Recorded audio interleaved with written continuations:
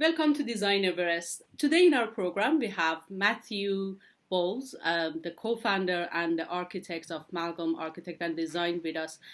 Welcome to the program, Matthew. Before we jump into the conversation, I usually ask my guests, tell us a little bit more about yourself, your background, and how did you end up here? Well, first of all, thank you very much, Nagin, for having me on today. A little bit about myself. I come from a little bit of a fabrication and industrial design background. I spent a lot of time in model shops and workshops in my early career, and went to Berkeley, and then started working on kind of larger architectural, cultural projects throughout California. And then about 4 to 5 years ago, spun off with a really good friend of mine and business partner. We started our own shop. And we've started to get more and more projects at varying scales. And here we are today.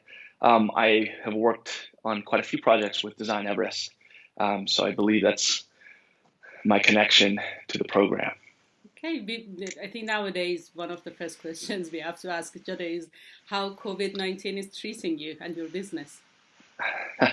Well, I think like everybody else, we are struggling with it, but we are resilient. Thankfully, there are a series of technologies that allow us to continue to work. We are pretty much almost all cloud-based at the moment. Our server is actually in our office, but is mirrored to Google Drive. So all of our employees and coworkers are able to continue to access files. And then obviously we have great technologies such as Zoom and Skype and Google Meets that allow us to stay connected with our clients and continue to keep projects moving forward. I mean, that being said, there's an obvious loss in efficiency. There's nothing better than sitting down with somebody right next to you and sketching out an idea. But we're figuring out new ways to work around that. And, I think we're actually working more because the computer's always in front of you now. So I think we're actually getting a lot more done, believe it or not. Yeah, I hear you.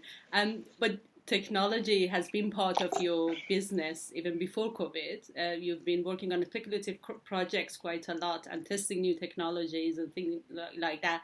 Tell us a little bit about that. Yeah, so the way that we have structured our firm, we are obviously a for-profit company. So the majority of our work that we do is paid work and is mostly at this point in the hospitality and kind of residential, kind of custom boutique ground up homes, which is a lot of fun and gives us a lot of room for experimentation. But we also balance that with speculative projects or architectural competitions. And that has kind of been a tried and true testing ground for technology, new ideas, and new building materials. And, typically how that works is, an entity, usually a government agency or a nonprofit or some sort of cultural institution will either invite or put an open call to kind of, young and also established architects to propose ideas to either solve problems or design somebody's new headquarters. And typically, they're looking for ideas that are innovative or iconic. I hate to use that word because it's a little overused today, but, iconic or something that will give them some clout in the international community. And we take those opportunities. We do about 4 of those, if we can, a year, sometimes more, to really test new ideas and especially new technologies. We like to use a lot of generative design, which is a few programs out there. There's Grasshopper for Rhino, there's Dynamo for Revit, and those allow you to use this visual scripting language to essentially create geometry that would be very difficult to model by hand. So by writing this computer algorithm, you're able to create networks or a series of iterations very quickly that allows you to kind of test ideas in like a very rapid fashion. We call it kind of rapid prototyping. And oftentimes we make discoveries there and maybe it doesn't get used necessarily in that competition, or maybe you don't win it. And then, there's these little kind of kernels of like, oh, hey, let's take that back to our built work side of the firm. And, it turns into a handrail, or it turns into a pattern on a ceiling. So there's this kind of synergy that exists there that, I think it keeps everybody happy, because it allows you to kind of think really big, and then you kind of get down to focused and honed on that practical built side, and actually get to use some of these cool ideas that we come up with. Yeah, it's quite creative, and I think creativity is something that everybody's talking about, especially in the architects world, to kind of address the challenges that a pandemic like COVID is putting in front of people.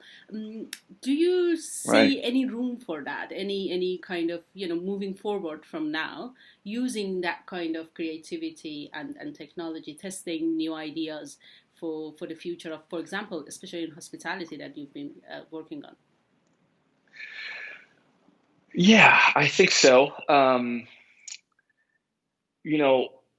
Architecture, when you really look at it, kind of the craft of building has had very few leaps forward over the past maybe 100, 150. You could probably argue more. It's you stack the stones on top of each other, you cut the wood to a certain dimension, and you nail it together. And that's kind of how we've been building for as long as, obviously as long as I've been alive, and probably most of us. So I think the greatest potential for technology is to change how that is happening. There's a lot of inefficiencies in the construction process. There's a lot of inefficiencies in the supply chain. There's a lot of inefficiencies in kind of the talent pool. You have contractors who have, they're master craftsmen. There's this kind of apprenticeship progression through your skill set that's been the same. There's no real kind of set way to train. And I think what we're noticing as architects is that there is a shortage of talent. There's not a lot of young, hungry contractors who are replacing those that are retiring. And so you kind of have this aging contractor population, I guess, like a reverse triangle would be the best way to describe it. And, they're all the older skilled contractors, are looking kind of behind them and saying, there's nobody to fill the void. And we've got an extremely high demand for contractors right now, as there's been a building boom, especially in California. And you have a shortage of contractors. And so what it creates is this kind of quagmire of skyrocketing prices and difficult access to talent. So you may be able to design something that's beautiful and is going to take a lot of skill to build, but getting it actually realized and constructed is the biggest challenge at the moment. And, that is true across the board, from big projects such as hospitality to kind of these smaller boutique high-end homes. And what we're starting to see, and especially kind of developer-led at the moment, is a kind of a heavy race towards prefabrication and use of building materials that can be fabricated off-site and kind of shipped in. So kind of like the IKEA style, where you would have the flat packed walls, roofs, with all of the windows cut out and all of the doors cut out. And instead of having 20 guys assemble everything, it takes maybe 2 and maybe about half the time. And as an example of a couple of those materials, there's cross-laminated timber, which we actually do a lot of work with, which is actually, you can imagine it as a big, thick piece of plywood. And actually, give me one second. I've got a piece of it right there that I can show it to you. I'm back. But yeah, this is one we're really excited about, where it's actually just a series of essentially 2x4s that are glued together at different directions. And this can replace concrete. It can replace light wood framing. It can replace metal decking. And it's also extremely sustainable, because you take trees that are going to die and rot and re-release that carbon into the atmosphere, and you actually sequester it in this material.